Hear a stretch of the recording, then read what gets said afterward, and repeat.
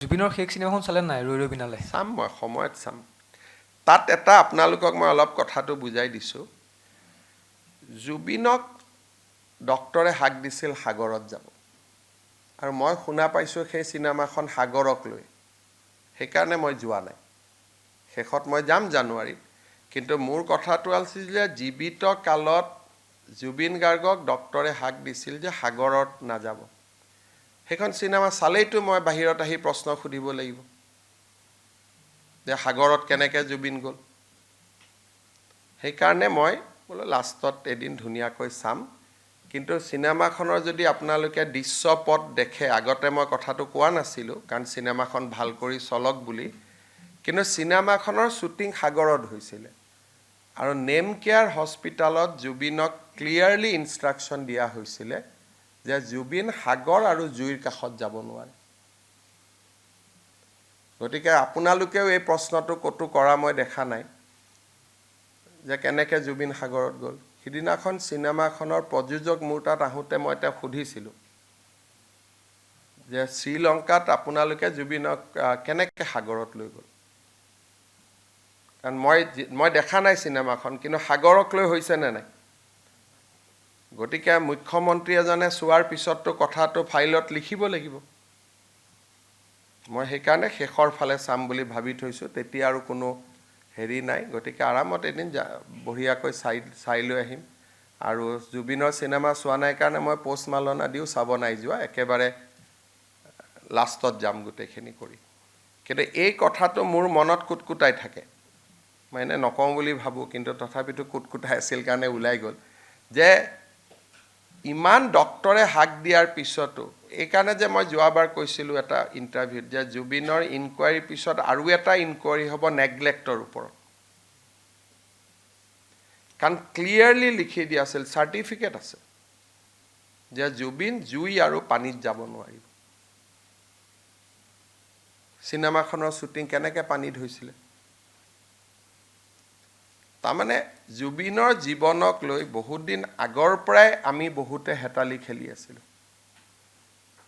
হয় নহয় মই ঠিক কথা কৈছোঁ নে নাই গতিকে সেইকাৰণে ক'ৰবাত যেতিয়া মই নাযাওঁ তেতিয়া বুজি পাব যে কিবা এটা কাৰণ আছে সেইকাৰণে মই অলপ দূৰে দূৰে ঘূৰি থাকোঁ বাকীটো আৰু কি আছে মই চিনেমাখন চোৱা নোচোৱাৰ লগততো চিনেমাখনৰ জনপ্ৰিয়তা কম বেছি নহয় নে হ'ব সেইটো আপোনালোকে ভাবে যে CMA চাব যোৱা নাই কিবা কাৰণত যোৱা নাই এইটো এটা পজিটিভ কাৰণ আছে কাৰণ গ'লেই মই প্ৰথমতে এইটো কথা ক'ব লাগিলহেঁতেন যদি ফাৰ্ষ্ট দিনা গ'লোহেঁতেন মই এই প্ৰশ্নটো ফাৰ্ষ্ট দিনাই সুধিলোহেঁতেন তেতিয়া চিনেমাখনক লৈ বিতৰ্ক আৰম্ভ হ'লহেঁতেন এতিয়া ক'লেও আপত্তি নাই কাৰণ চিনেমাখন প্ৰায় চোৱা হৈয়ে গ'ল সেইকাৰণে এতিয়া লাষ্টত কথাটো কৈছোঁ হ'ব ঠিক আছে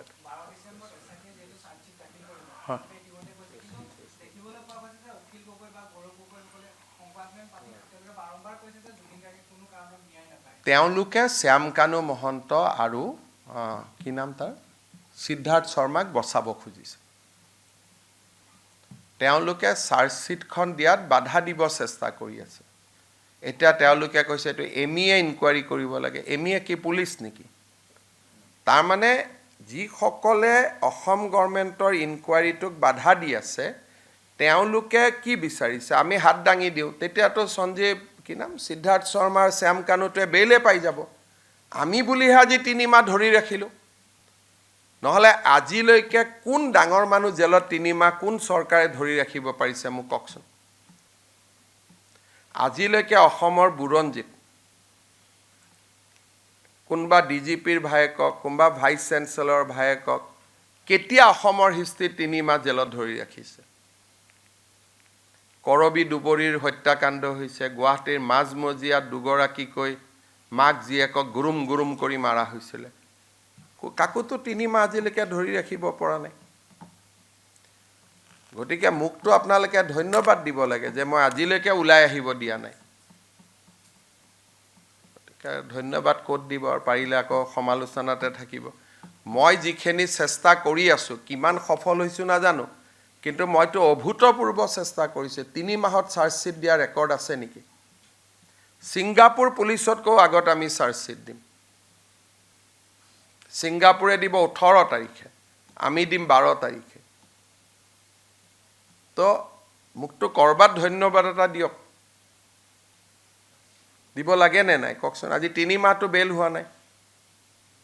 আজি 3 মাহ হৈ গ'ল। আগতে মোক কি কোৱা হৈছিল যে এওঁলোকৰ লগত ভাল। এতিয়া কোনে ওলালে? বাৰে বাৰে ইনকুৱাৰীটো বেয়া বেয়া বেয়া বুলি কোনে কৈ আছে? যিসকলে সিদ্ধাৰ্থ আৰু শ্যাম কানুক দোষী সাব্যস্ত হোৱাটো নিবিচাৰে।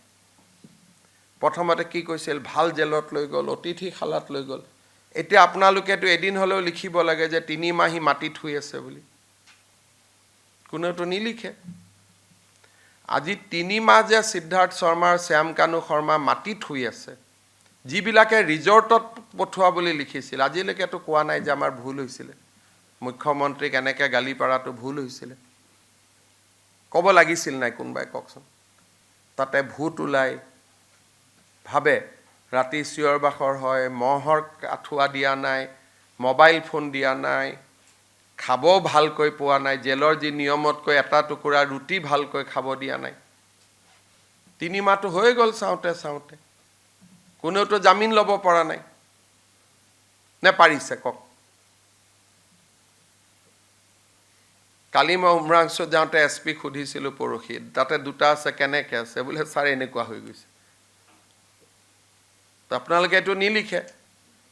যোৱাৰ দিনাখন কোনে হুলস্থুল কৰিছিল বাহিৰত, সেইটোতো গোটেই ৰাতি ধাৰাভাষ্য দিছিল। ধাৰাভাষ্য দিছিল। এতিয়া কোনেও নিলিখে। গতিকে আপোনালোকে অলপ মোৰ ফালেও চাব যে মই কাবাৰ নিয়ম মতে হয়তো মই কৰিব পৰা নাই, কিন্তু মই যিখিনি কৰিছোঁ আগতেওতো কোনেও কৰিব পৰা নাছিলে। কিমান ডাঙৰ ডাঙৰ ক্ৰাইম অসমত হৈ গৈছে। তেনেকৈ কাবাক ডাঙৰ মানুহৰ ঘৰৰ ল'ৰা আজিলৈকে 3 মাহ আছে নেকি জেলত? কিবা নহয় কিবা কৰিতো ওলাই আহে। মইতো ধৰি ৰাখিছোঁ। আমাৰ গভৰ্ণমেণ্টে ৰাকেশ পালক ধৰি ৰাখিলে, আৰু আমি এতিয়া শ্যাম কানু সিদ্ধাৰ্থক ধৰি ৰাখিলোঁ। কংগ্ৰেছৰ দিনত কাক ধৰি ৰাখিছিল কওক আজিলৈকে? তেতিয়া ক্ৰাইম হোৱা নাছিল। সেইকাৰণে আপোনালোকে চাব যে অসমৰ মানুহে আমাক কিয় ভাল পায়। আপোনালোকে ইমান লিখাৰ পিছতো হাজাৰ হাজাৰ মানুহ আমাৰ মিটিঙত কিয় আহে? কাৰণ জানে যে এওঁলোকে কামটো কৰিবই, আৰু মানুহে মোকহে কৈ আছে ছাৰ ন্যায় দিব বুলি। মোক কিমান বিশ্বাস কৰে। আৰু আমি সেইকাৰণে 12 তাৰিখতে ছিংগাপুৰে দিব 18ত, ছিংগাপুৰতকৈ আগত। আৰু চাৰ্জশ্বিটখন দেখিলে আপোনালোকেতো বুজিয়ে পাব গোটেই ঘটনাটো কি হৈছিলে।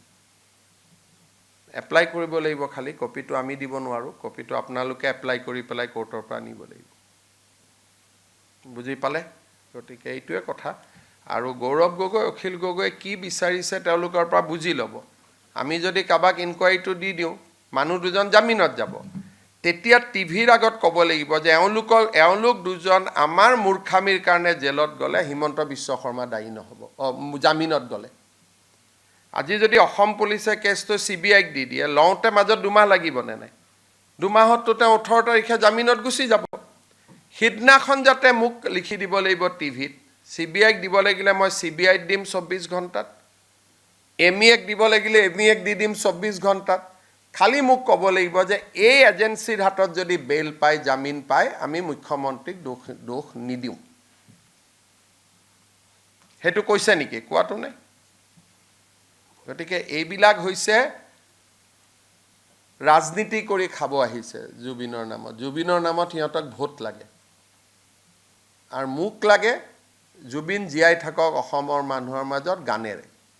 গতিকে তেওঁলোক আৰু মোৰ ৰাস্তাটো বেলেগ বেলেগ।